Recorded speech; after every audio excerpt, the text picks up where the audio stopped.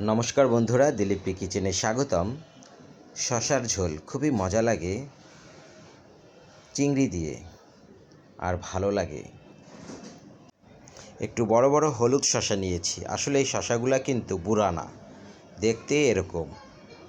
আর নিয়েছি সামুদ্রিক চিংড়ি মাছ। আর নিয়েছি এখানে একটা আলু কেটে, পেঁয়াজ, রসুন আর কাঁচামরিচ। আমি প্রথমে শশাগুলোকে ভালো করে ছুলে নিচ্ছি। তো আর সুন্দর করে ছুলে নিলাম শশাগুলোকে, ধুয়ে নিয়েছি।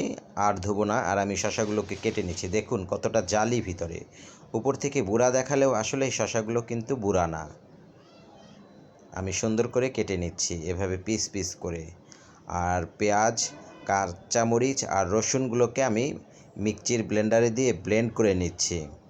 তো বন্ধুরা, শশার এই তরকারি কিন্তু খুবই ভালো লাগে। আর এই যে আমি ব্লেন্ড করে নিয়েছি আর শশাগুলো সুন্দর করে কেটে নিয়েছি। কড়াইয়ে তেল দিচ্ছি। প্রথমে আমি চিংড়ি মাছগুলোকে নুন হলুদ মেখে ভেজে নিব। তেল গরম হয়েছে, আমি নুন আর হলুদ চিংড়ি মাছে আমি দিয়ে ভেজে নিচ্ছি।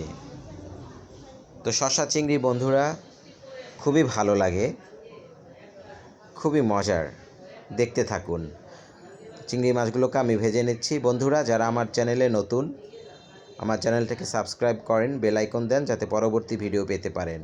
চিংড়ি মাছগুলো ভাজা শেষ।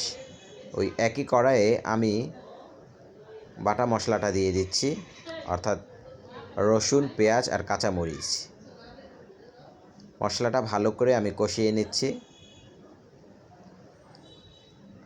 এ পর্যায়ে আমি এখানে জালটা কমিয়ে আমি মশলাটাকে ভালো করে আমি কষিয়ে নিচ্ছি। খুব জোরে জাল দেওয়া যাবে না, তাহলে কিন্তু পেঁয়াজটা পুড়ে যাবে, আর পুড়ে গেলে ভালো লাগবে না। এখন আমি এখানে হলুদ দিয়ে দিলাম, আর একটু নেড়েচেড়ে দিলাম। লবণ, স্বাদ অনুযায়ী লবণ দিবেন বন্ধুরা।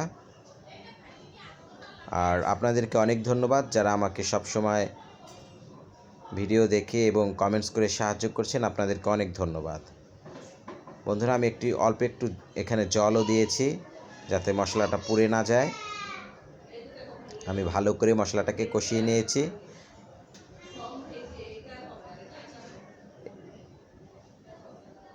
আর এখানে এখন আমি আলুগুলো দিয়ে দিব। আমি একটা আলুই দিয়েছি, বেশি দেইনি। মশলাটা ভালো করে না কষালে কিন্তু তরকারি ভালো লাগবে না। আর আমি এখন কেটে রাখা শশাগুলো দিয়ে দিচ্ছি। শশাগুলো খুব সুন্দর দেখাচ্ছে। আমি ভালো করে কষিয়ে নিচ্ছি।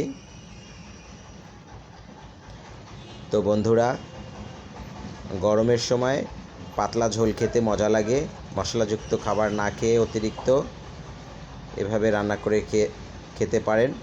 আর আমি চিংড়ি মাছগুলো দিয়ে দিলাম, ভেজে রাখা চিংড়ি মাছগুলো। এখন নেড়েচেড়ে দিচ্ছি। আমি এখন ঢাকনা দিয়ে কষিয়ে নিব কিছুটা সময়ের জন্য।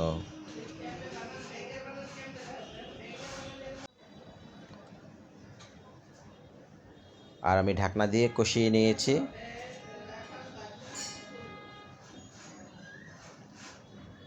ভালো করে আমার কষানো হয়ে গেছে। আমি এখন এখানে জল দিয়ে নিচ্ছি বন্ধুরা। খুব বেশি একটা জল দিতে হবে না, অল্প জল দিলেই চলবে। জল দিয়েছি, আমি এখন ঢাকনা দিয়ে ঢেকে দেব। আর এই শশার তরকারি রান্না করতে খুব বেশি একটা সময় লাগে না বন্ধুরা। দেখতেই পাচ্ছেন সুন্দর বলক এসেছে। এখন এখানে আমি ভাজা জিরার গুঁড়ো দিয়ে দিচ্ছি।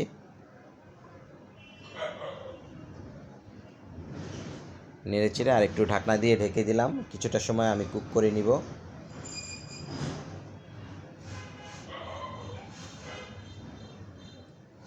বন্ধুরা, আমার রান্নাটা হয়ে গেছে, এখন আমি নামিয়ে নিব।